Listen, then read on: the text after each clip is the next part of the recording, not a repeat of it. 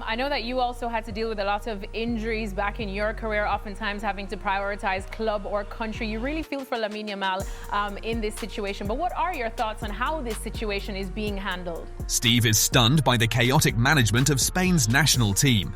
He didn't hold back his criticism of De La Fuente, calling the coach the main culprit behind the controversy between Barcelona and the Spanish Football Federation. According to Steve, the federation hasn't taken proper care of Lamine Yamal, a sign of poor planning and lack of common sense within the national team.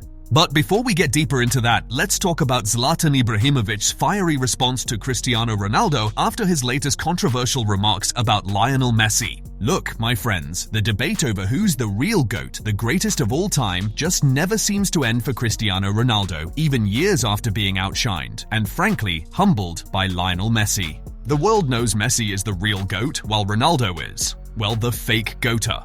And now, after Ronaldo's new interview with Piers Morgan, things have heated up again. For those who remember, the two had already made headlines years ago with another explosive interview. This time, Cristiano couldn't resist throwing a few subtle jabs at his old rival, Lionel Messi. But the real shocker wasn't what Ronaldo said, it was who responded. Yes, none other than Zlatan Ibrahimovic, the man who has never hidden his opinion that Messi is 10 times the player Ronaldo is. And he's far from alone. Countless players, journalists, and fans around the world share that view. According to the account of the Screen Lad on X, Zlatan dropped one of those classic one-liners only he could deliver. The difference between Messi and Ronaldo is that interviewers tell Messi he's the GOAT, while Ronaldo tells the interviewer he's the GOAT. And Zlatan is absolutely right. Messi has never needed to say he's better than anyone. Quite the opposite. He's always made it clear he doesn't see himself above others, that it's up to the people, the fans, the football world to decide that.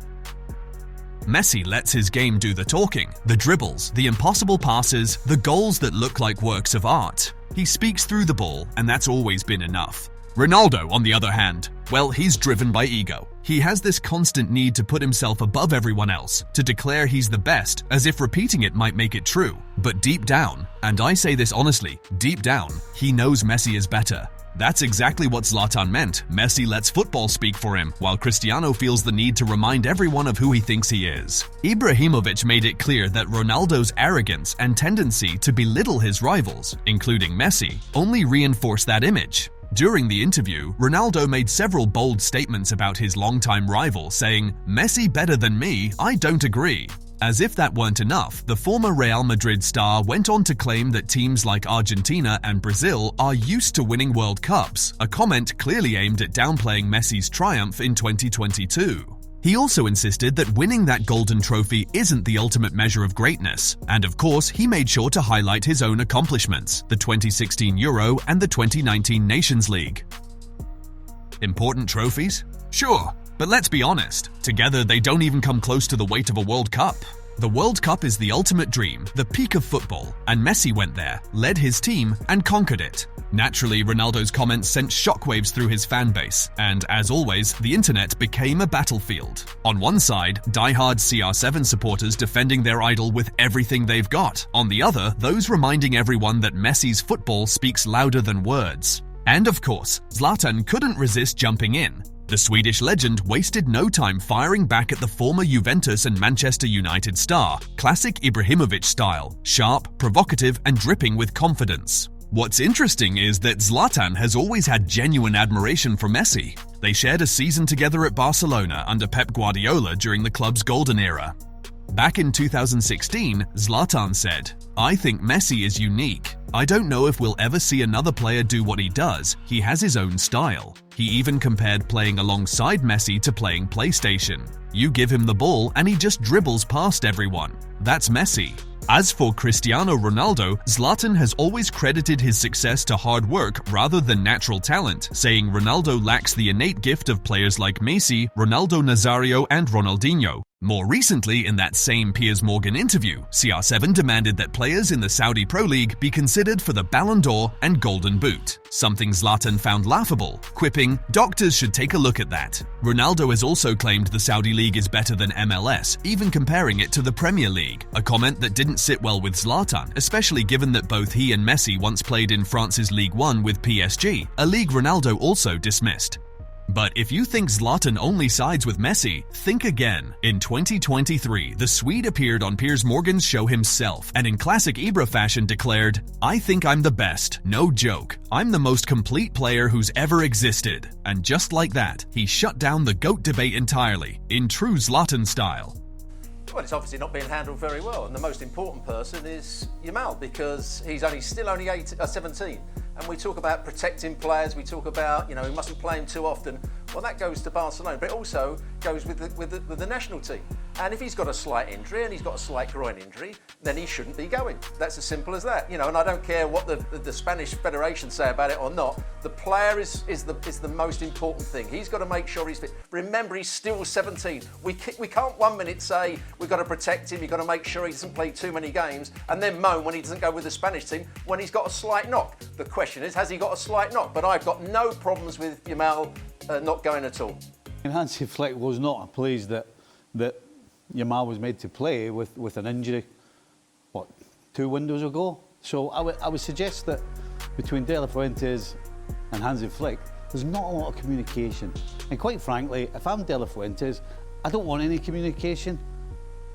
I don't know why he's talking about this. He should be passing this on to the Federation. This is between the Federation and Barcelona. You think it's far gone now, that he can't just call up Hansi Flick and have a chat? Well, I think that would be the sensible thing to do, but at the same time, I think he should probably just stay out of it. Let the Federation and Barcelona figure this out, instead of him coming in and throwing in his tuppence worth. At the end of the day, his job is about when the players come, what does he do with them?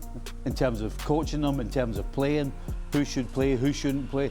Why he wants to get involved in some sort of war of words with Barcelona and Hansi Flick makes no sense to me. If you don't have to be in it, keep out it.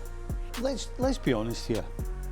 When you've got a player, never mind a guy as talented as Yamal, a 17-year-old, 18-year-old, beg your pardon, Robbo, come on, get your facts right, Robbo. He only turned 18 this summer, so we'll pardon it. When you are given an 18-year-old a pain-killing injection to play on the international stage, what do you think Barcelona are going to think? What do you think Hansi Flick? So the whole Spanish Federation and De La Fuentes 100% are in the wrong here. And if they think that Barcelona owe them anything after doing something like that, then, in my opinion, they don't. And I can assure you, I had problems with my groin my whole career, and I missed a lot of international games because of it. I was just lucky that at that particular time, it was down to me and the club. For some reason over the years, the international federations have gotten so much power now. It seems incredible. According to a recent report from Mundo Deportivo, Barcelona claims to have acted in a completely transparent and responsible manner throughout the case involving Lamine Yamal. After the match against Celta de Vigo, Barca's medical department informed the federation that an external specialist would evaluate the player the following day. The club was not yet aware that Belgian Dr. Schilders would recommend radio frequency treatment, which would require a few days of rest. As soon as the decision was made, Barcelona immediately informed the federation around 1 p.m. on Monday, stating that Yamal would need 4 to 5 days of recovery. The RFEF later confirmed that it had received the notice before 2 p.m.